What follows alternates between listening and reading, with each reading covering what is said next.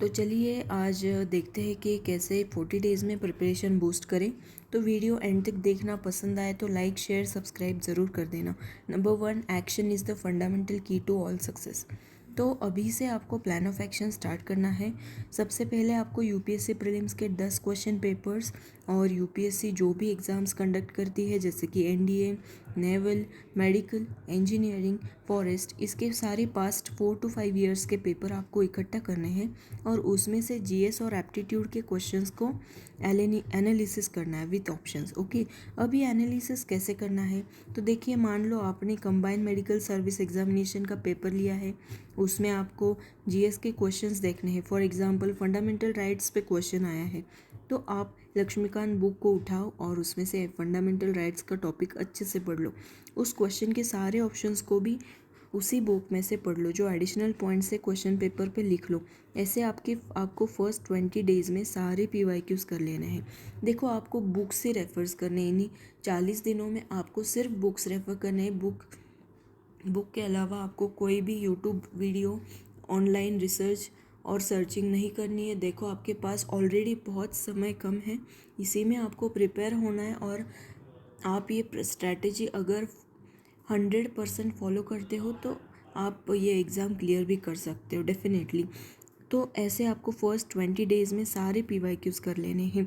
PYQs से ये होगा कि आपकी अंडरस्टैंडिंग बिल्ड होगी, आपको एक अंदाज़ा आएगा कि क्वेश्चन पैटर्न क्या है, क्वेश्चन यूपीएससी क्वेश्चन कैसे पूछ रहा है। और टॉपिक्स तो सही है लेकिन क्वेश्चन अलग अलग तरीके से पूछ रहा है। कभी भी UPSC as it is questions repeat नहीं करता है। Okay, so after 20 days you will see आपका लेवल ऑफ प्रिपरेशन बड़ा होगा। लेकिन एक बात याद रखना, ये करने के लिए आपको 20 दिन लगातार 12 से 14 घंटे पढ़ना होगा। Dedication, concentration with consistency. Be honest, नहीं तो आप ये नहीं कर पाओगे, लेकिन मुझे विश्वास है आप कर लेंगे। ओके, तो तब अब आफ्टर 20 डेज़ आपके साथ पीवाईक्यूज़ और उसके शॉर्ट नोट्स होंगे। अभी आपको विजन आईएएस टेस्ट सीरीज़ के फुल लेंथ टेस्ट पेपर और उसके एनालिसिस अच्छे से पढ़ लेना है। और साथ में रोज़ 3 घंटे आपको जो भी आपके 20 दिन से पढ़ाई कर रहे हो आपको उसकी रिवीजन करनी है। Okay, revision is the ultimate की टू क्रैक द एग्ज़ाम।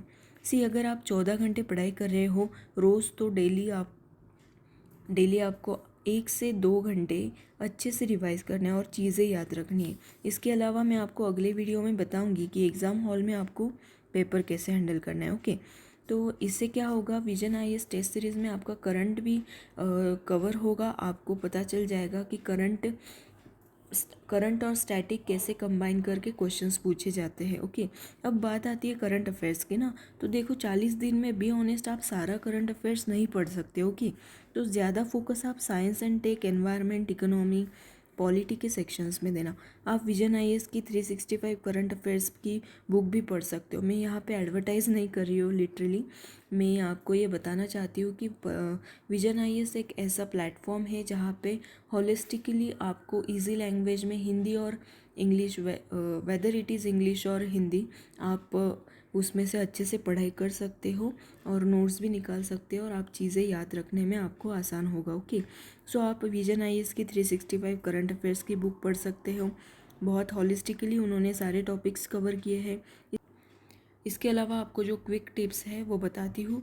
इस 40 दिनों में आप जो भी पढ़ रहे हो उसमें से important maps, rivers, locations, facts, dates, government schemes, events, amendments, जो भी आपको अच्छे से दिया हुआ है उसमें सारा पढ़ के आपको नोट्स बनाने हैं।